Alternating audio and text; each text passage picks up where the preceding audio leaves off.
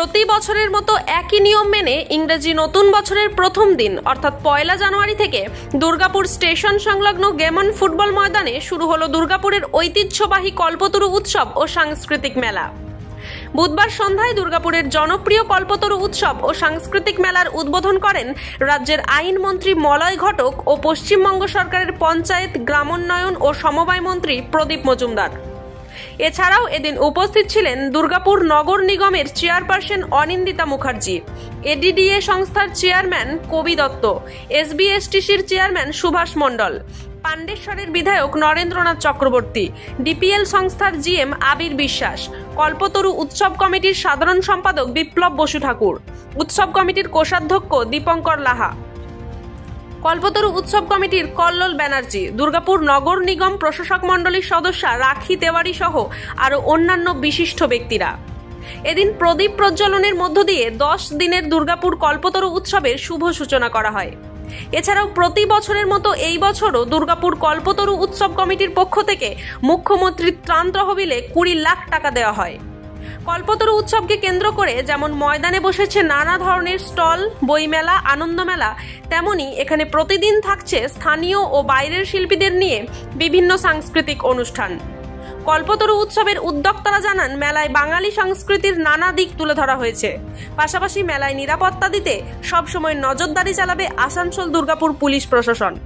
এই ফান্ডে যে অনুদান যাবে সেই অনুদান নিশ্চয়ই আমরা দুর্গাপুরবাসীরা খুব আনন্দের সঙ্গে আমরা উপলব্ধি করছি এবং যে যে সামাজিক কাজে এইখানে কল্পতরু উৎসব যারা উদ্যোগ নিয়ে করেন তারা প্রতি বছর সামাজিক বিভিন্ন গুরুত্বপূর্ণ কাজে আর্থিক সহায়তা দেন। অতএব উৎসব যা আমাদের খুব প্রাণের, যেটা আমাদের মহামিলন ক্ষেত্র এবং এতে আমাদের সমাজ সকলেই উপলব্ধি করেন যে আমরা একে অপরের উপরে কতটা নির্ভরশীল। তা মেলা প্রাঙ্গণে হোক, এই বিপণনের মাধ্যমে যে কত মানুষ উপকৃত হন, যারা বিপণনের সরাসরি যুক্ত তারা তো নিশ্চয়ই আর্থিক অনেক এখান থেকে সুবিধা পান। তার সঙ্গে সঙ্গে যারা প্রস্তুতকারী, যারা বিভিন্ন শিল্পের সঙ্গে যুক্ত, তাদের সামগ্রী এখানে বিপণন হয় এবং সেই ক্রেতা যারা তারা আনন্দের সঙ্গে এখানে একে অপরের সঙ্গে মিলিত হন। এই মিলন ক্ষেত্র উৎসব প্রাঙ্গণ একটা বিরাট মিলন ক্ষেত্রে পর্যবসিত হয় এবং সমাজ উপলব্ধি করে যে এই ধরনের উৎসবের মাধ্যমে আমাদের যে নিবিড় যোগাযোগ এবং একে অপরের সঙ্গে যে পরিচিতি তা আরো নিশ্চিতভাবে সুদৃঢ় হয়। এটি আমাদের সমাজ সমৃদ্ধ হতে পারে।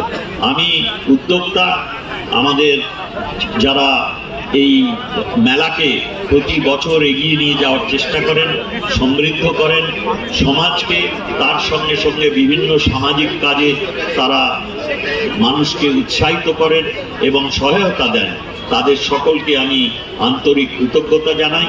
আমার ভগ্নীসমা অনিন্দিতা মুখার্জি, যিনি administrator of the chairperson of the board of administration DMC, অন্যান্য সদস্যরা আছেন।